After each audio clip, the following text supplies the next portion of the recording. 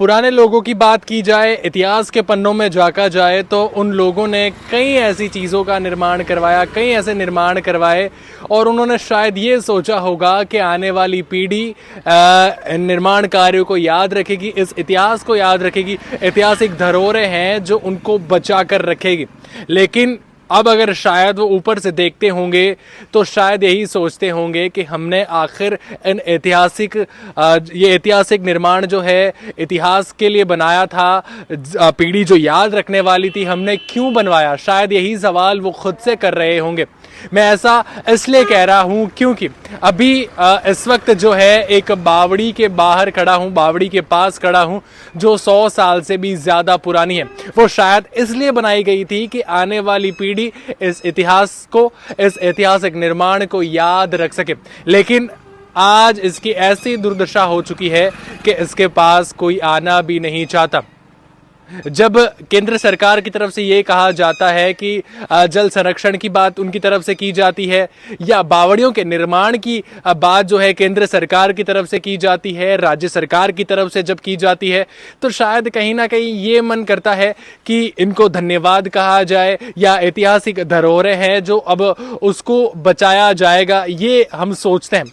अब इस बावड़ी की दुर्दशा देखिए, ये है खरबूजा बावड़ी जो 100 साल से भी अधिक पुरानी है। 100 साल से ज़्यादा इस बावड़ी के निर्माण को हो चुके हैं। सूर सागर की मेन रोड के पास ये बावड़ी है।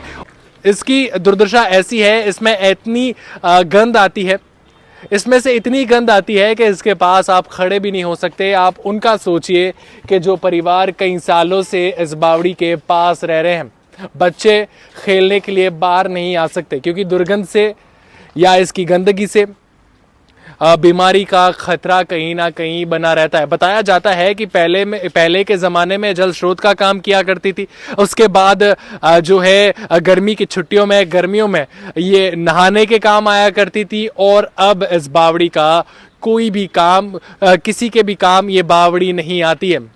ऐतिहासिक धरोहर थी और अब सिर्फ इसकी दुर्दशा बनकर रह गई है जिसकी तरफ कोई देखना भी नहीं चाहता। यहीं एक रहवासी हैं जो हमारे साथ खड़े। मैं आपसे जानना चाहूँगा कितने वक्त से इसकी ऐसी दुर्दशा है, जब आप शिकायत आगे करते हैं क्या उनकी तरफ से जवाब आता है? उनका ढूलमुल रवैया रहता है। जो हम कहते सफाई करो तो वो कहता है कि निगम करेगी, निगम कहता है कि जेडीए के पास है या हमारे पास नहीं है। पर पार्षद को भी कहते हैं, पार्षद भी ढूलमुल बात कहता है, कभी ये नहीं कहता कि हम करवाएंगे। और वो क्या हमारी अधिकारी से बात हो रही है कि हम करवाएंगे पर अभी तक यहाँ तो ये तो बहुत बड़ी बात है। यहाँ तो पानी भरा रहता है, वो बड़ा भी पानी भरा रहता है, बहुत बड़ा।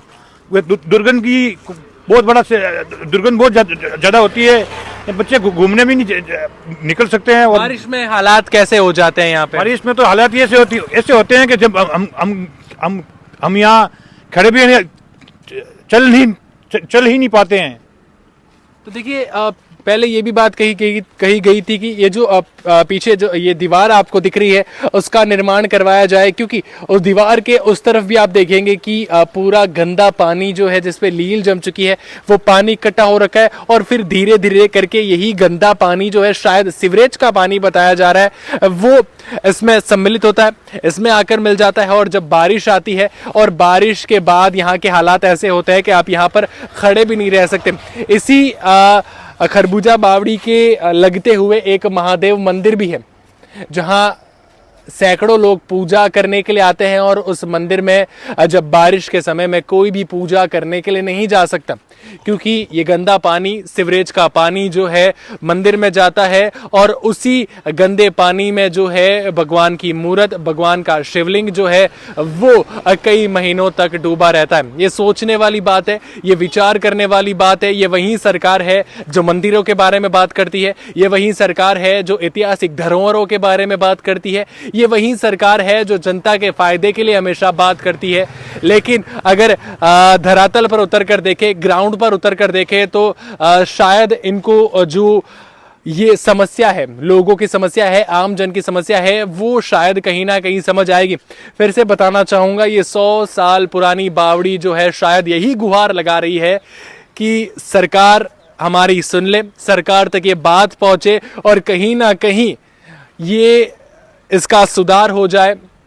और फिर से अपनी पहले वाली अवस्था में आ जाए, लोग इसको देखने के लिए आए, क्योंकि पर्यटन की दृष्टि से ऐसी कई बावड़ियां हैं जो बहुत ज्यादा मायने रखती है, जिनका बहुत ज्यादा महत्वपूर्ण स्थान हमारे पर्यटन में रखा गया है। खैर, आप इस बारे में क्या कहना चाहेंगे, क्योंकि सिर्फ एक ही बावड़ी नहीं, जोधपुर में ऐसी अनेकों अनेक बावड़ियां हैं जिनकी दुर्दशा हो चुकी है। पहले उनके पास जाने का मन करता था, लेकिन अब उनके पास खड़ा भी नहीं रहा जाता।